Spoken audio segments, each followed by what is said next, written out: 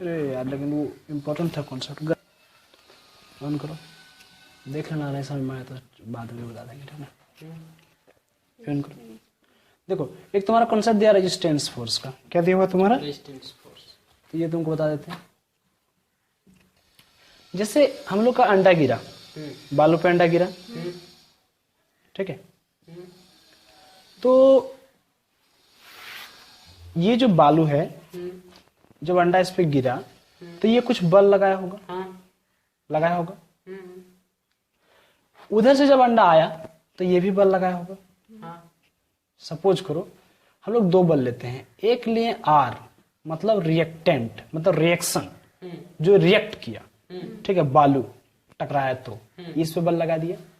एक बल वो जो गिरा, जो इस पे, तो वो तो mg था, याद करो, याद है? जब वो बालू पे गिरा बल, ये उस पर रिएक्ट किया, तो पक्का है कि ये ज्यादा होगा, तब ना उसको रोक दिया। बात समझ रही? जैसे एक दूसरा एग्जांपल लो, सपोज करो कि इस बालू के जगह पे मान लो हवा रहता, जैसे कि था, इन्वायरमेंट में तो था, पर हवा क्या उसको रोक पाया? नहीं। हवा भी कुछ ना कुछ आर लगा रहा है, कुछ ना कुछ रोकने का कोशिश कर रहा है, पर उसको रोक पाया क्या? नहीं। बालू में जब आए, जैसे कि बालू को हटा दो, पानी रहता नीचे, कुआं टाइप का या तालाब टाइप का, तो वो भी रोकता, पर वो इतना पिकअप में कुछ दूर घुस से जाता वो, क्योंकि उस समय वो जो आर लगा था वो कम लगा था। देखो यहाँ पे रेजिस्टेंस फोर्स का बात हो रहा है। रेजिस्टेंस फोर्स मतलब रोकने वाला ताकत, जो रोक रहा है, रेजिस्टेंस लगा रहा है, ठीक है, रुकावट डाल रहा है। तो इस केस में रुकावट उसका ज्यादा होगा। एक बात बोलो, जब हम लोग आर में माइनस कर देंगे mg, mg मतलब जितना उसका था और जितना ये लगाया, तो कितना ज्यादा लगाया होगा? वही होगा रेजिस्टेंस ऑफ फोर्स। तो F बराबर जो निकलेगा रेजिस्टेंस, वो m ये नहीं हो जाएगा, मास इनटू एक्सेलरेशन। कुछ बल लगाया होगा, ये mg रहा होगा जो वो लगाया, ये तो ज्यादा होगा, ये कम होगा, जब घटाओ कुछ तो F आएगा। अरे F बराबर m, ठीक है, तो कोई दिक्कत नहीं, ये वाला आ गया खत्म। अब देखो दूसरा, इसको समझो। 1 किलोग्राम भार बल, 1 किलोग्राम भार बल ये होता है कि जब धरती 1 किलो वाला, 1 किलो वस्तु पे जितना बल लगाता है, तो धरती क्या है? F बराबर m e। धरती तो ग्रेविटी लगाता है, m तो मास ही है। m कितना है? 1 kg। ये कितना है? 9.8 मीटर पर सेकंड स्क्वायर। तो टोटल बल कितना लगा? 9.8 न्यूटन। ये हो गया, ठीक है। दूसरा तुम्हारा कॉन्सेप्ट था। तीसरा देखते हैं संवेग संरक्षण का नियम। ये बहुत इंपॉर्टेंट है, इसको समझना पड़ेगा। देखो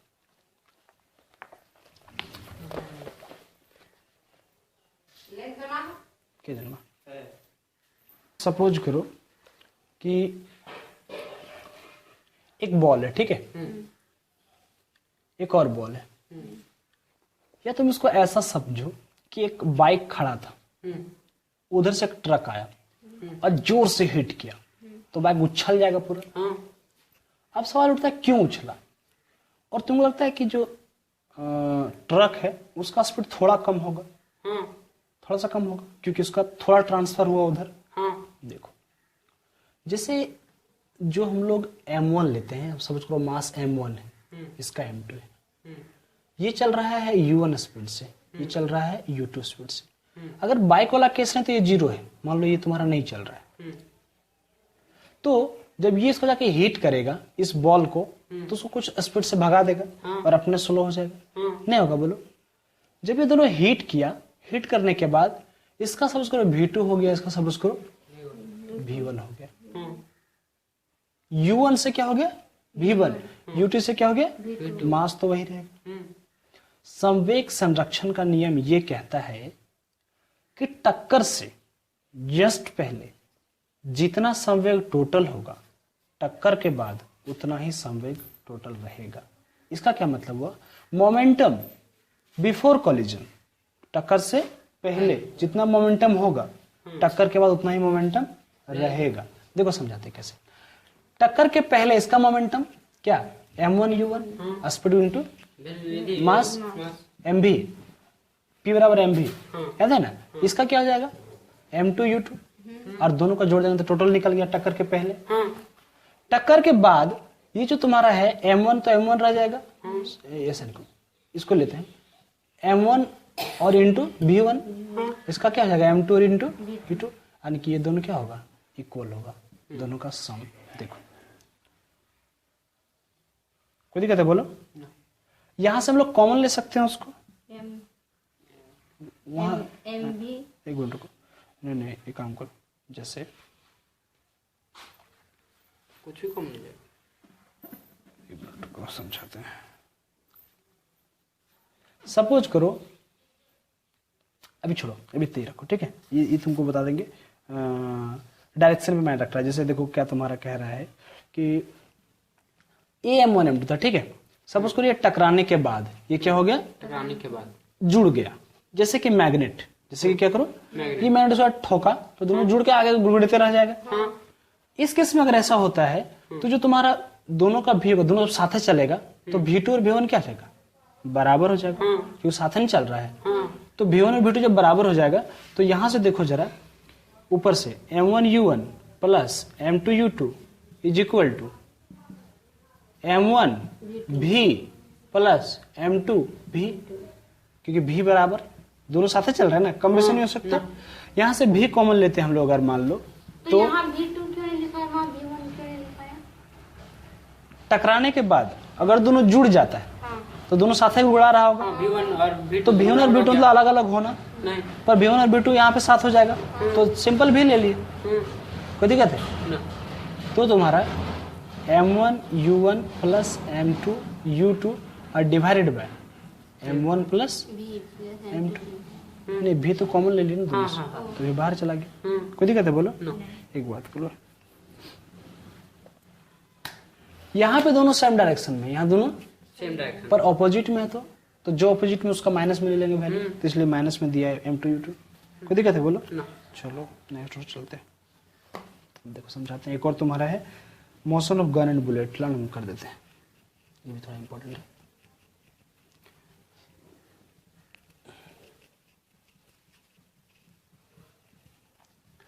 देखो एक चीज तुम लोग सुना होगा बहुत ज्यादा, रिकॉइल वेलोसिटी का नाम, रिकॉइल वेलोसिटी। देखो जैसे ये सुने हो कभी कि जो कंधा पे गन रख के जब चलाता है आर्मी लोग, तो कभी कभी उसका कंधा धंस जाता है, सुने हो ऐसा? या कभी कभी ऐसा सुना होगा कि तुम गन चलाओगे फिल्म वगैरह में, तो गन तुम नहीं चला पाओगे, तुम ट्रिगर दबाओगे तो इतना झटका मारेगा कि गन तुम्हारा हाथ से फेंका जाएगा, निशाना भी नहीं लगेगा। ऐसा सुना होगा बहुत बार। देखो ऐसा क्यों होता है? जब एक हम लोग बुलेट निकालते हैं, मान लो कि सपोज करो कि ये तुम्हारा एक गन है, ठीक है, ये तुम्हारा एक गन है,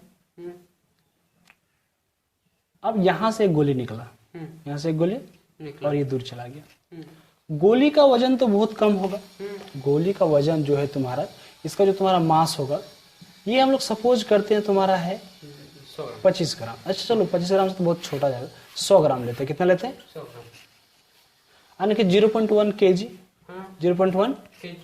जब यहाँ से निकलता है तो उसका हम लोग मान लेते हैं जो वेलोसिटी होगा वो हो जाएगा तुम्हारा 1000 मीटर पर सेकेंड। तो इसका ओवरऑल स्पीड कितना हो जाता है, मोमेंटम कितना हो जाता है, मास गुनी वेलोसिटी, 0.1 1000 कितना हो जाएगा, 100 kg मीटर पर सेकेंड। जब ये इतना मोमेंटम हुआ तो पीछे भी धकेलेगा, धकेलेगा कि नहीं बोलो? ये जो तुम्हारा अभी हम लोग पढ़े थे कंजर्वेशन ऑफ मोमेंटम, M1V1 बराबर M2V2, तो ये जो तुम्हारा है गोली आगे निकला, ये कुछ मोमेंटम लगाया, गोली का मान लेते हैं M छोटा और V छोटा, ये जब आगे निकला तो इसका मोमेंटम कहाँ यूज होगा, पीछे, ये पीछे झटका मारता है, ठीक है, तो जब पीछे झटका मारेगा तो तुम्हारा, हम लोग फिलहाल दिखाने के लिए बड़ा वाला को बड़ा और इसको बड़ा, मतलब गन के लिए बड़ा है और वेलोसिटी बड़ा। एक बात बोलो, सुनो पूरा बात को, जब ट्रिगर नहीं दबा था तो उसमें मोमेंटम गोली चाहे बंदूक हो 0 होगा, यानी कि MV प्लस बड़ा MV, ये क्या हो जाएगा, 0 नहीं हो जाएगा बोलो। अब जब गोली चला तो इसमें कुछ जान आ गया। बोलता है कि गोली चला और उसके बाद और उसके पहले मोमेंटम हमेशा कंजर्व्ड रहता है। कंजर्व्ड मतलब जीरो रहता है। ट्रांसफर हो जाता है। तो इसका एम भी और उसका एम भी बराबर हो जाएगा उस केस में, बड़ा वाला का हो जाएगा बराबर। समझाते हैं कैसे। देखो ये तुम्हारा भी जो है वो निगेटिव है, इधर ठहराएगा, ये वो उधर ठहरा रहा है। जब ये इधर जाएगा तो ये निगेटिव पॉजिटिव में बन जाएगा और छोटा एम भी बराबर बड़ा एम भी। जिससे कोई तुमसे पूछ सकता है कि 100 ग्राम गोली 1000 के स्पीड से निकलता है, तो बताओ 1 kg जो गन है उसको कितना वेलोसिटी ठेल देगा। तो यहाँ से भी बराबर क्या करेंगे, एम भी बटे बड़ा एम कर सकते हैं ना। देखो ये तुम्हारा यू लिखा है, भी लिखा है, कोई सी दिक्कत नहीं। ठीक है, आगे चले। अब देखो लिफ्ट वाला कॉन्सेप्ट उसको बता देते हैं। जैसे हम लोग बात करते हैं लिफ्ट का, क्या बात करते हैं, एक बात देखो, कभी झूला झूले हो गोल वाला, कभी लिफ्ट पे चढ़े हो, लिफ्ट पे चला है कोई, चला कहाँ चला तुम लिफ्ट पे, चलने वाला भी चढ़े हैं, ऊपर लोग कहाँ चढ़े हो, ये मेथी में शॉपिंग मॉल में। चलो ज्यादा फील किया होगा जब तुम लोग झूला पे चढ़ा होगा। जब नीचे होता है झूला तो लगता है हमें उड़ जाए, उड़ रहे हैं, हम चढ़े हैं, उड़ रहे हैं, लगता है ऐसा, हल्का लगता है शरीर, कैसा लगता है, हल्का, पूरा लगता है कुछ जाने नहीं है ना। और जब नीचे उतरता है तो लगता है खूब बढ़िया जाम हो गया। जब हम लोग ऊपर जा रहा था झूला, तो देखो क्या होता है। जैसे जब ये झूला है और झूला हम लोग घूम रहा है, जब हम लोग यहाँ पे होते हैं और ये ऊपर जा रहे हैं तो खूब बढ़िया लगता है। और जब नीचे उतरता है तो लगता है फेंका जाएंगे ऊपर से। देखो क्या होता है, जैसे कि मान लो एक लिफ्ट है, क्या है तुम्हारा, एक आदमी इसमें है, एक आदमी इसमें, तो इस पे कॉन्सेप्ट आता है कि ये कितना भार फील करेगा। देखो मान लो इसका मास m है, आदमी का मास क्या है m, और g उसका ग्रेविटी जो तुम्हारा लग रहा है, ये स्थिर अवस्था में क्या है तुम्हारा, स्थिर अवस्था। तो जो ये फील करेगा r दिखा रहे हैं इसको, क्या दिखा रहे हैं, r, वो r बराबर mg होगा। बोलो क्यों, क्योंकि ये स्थिर है। अब इस पे कोई कम बेसी लगेगा आदमी को, जब वो लिफ्ट पे ऐसे ही खड़ा होगा तो तुम झूला पे रहते तुमको क्या लगता है, कम या बेसी उड़ने या जाम जैसा लगता है क्या, कुछ भी नहीं लगता है। लेकिन जब मान लो ये लिफ्ट ऊपर जा रहा है, क्या हो रहा है, ऊपर जा रहा है, इस लिफ्ट का रख दो रहे भी झूठे खाली आ रहा है ऊपर, तो ये तो जी लगा रहा है ग्रेविटी। जब ये लिफ्ट होगा तो वो अपना कुछ स्पीड से जाएगा, तो उसका कुछ अपना एक्सेलरेशन होगा, नहीं होगा, बोलो कुछ बढ़ते हुए। देखो जब ये ऊपर जाएगा तो उस केस में तुम्हारा क्या होता है, जब ये ऊपर जा रहा होता है तो रिएक्टेंट फोर्स हो जाता है तुम्हारा mg प्लस ma, मतलब दोनों जुड़ जाता है, यानी कि m बराबर g प्लस a। ठीक है, लेकिन जब वो नीचे आता है तो आपको हल्का लगता है तो उसमें घट जाता है, उसमें रिएक्टेंट फोर्स क्या होता है, मान लो जो तुम्हारा mg है उसमें माइनस हो जाएगा क्या, ma, यानी कि m कॉमन ले लेंगे तो क्या जाएगा, g माइनस a। कोई दिक्कत है बोलो। अब एक काम करो, सोचो क्या जानते हो कि जो तुम झूला झूल रही थी तो उसका टूट गया झूला, या लिफ्ट से उतर रही थी तो टूट गया, तो तुमको लगा हवा में हमें तो भारी नहीं होगा, बोलो, तो उसमें r 0 हो जाएगा, उसमें r क्या हो जाएगा, मतलब तुमको कुछ भारी फील नहीं होगा। नहर से फिर से समझा देते हैं। जब ये तुम्हारा टूट गया, देखो जब लिफ्ट एकदम रुका हुआ था तो तुम उतना फील करोगे, रिएक्ट आर मतलब तुम कितना फील कर रहे हो, तुमको कितना रिएक्शन, मतलब जो रिएक्टेंट है या फिर जो नॉर्मल है तुम्हारा, जो तुमको बल फील हो रहा है वो तुम्हारा आर है, रिजल्टेंट ऐसा समझो, क्या तुम्हारा रिजल्टेंट, जो तुम्हारा तुमको कितना फील हो रहा है। जब ये 0 है तो ये तुमको पूरा फील होगा। जब ये ऊपर जा रहा है तो जितना एक्सेलरेशन लिफ्ट का होगा वो उसमें जुड़ जाएगा, वो उसमें, और तुमको थोड़ा ज्यादा वजनदार लगता है, जब ऊपर जाता है तो खूब बढ़िया लगता है ना। जब नीचे उतरता है तो तुमको हल्का लगता है, और कितना हल्का, जितना उसमें घट जाएगा वो वैल्यू, ये हो गया। और जब ये डोरी टूट जाए तो तुम इन्फिनिटी, मतलब और तुमको लगेगा हम पूरा है ही नहीं। ठीक है, तो ये तुम्हारा व्यक्ति को अपना भार शून्य प्रतीत होता है। ठीक है, बंद करो उसको।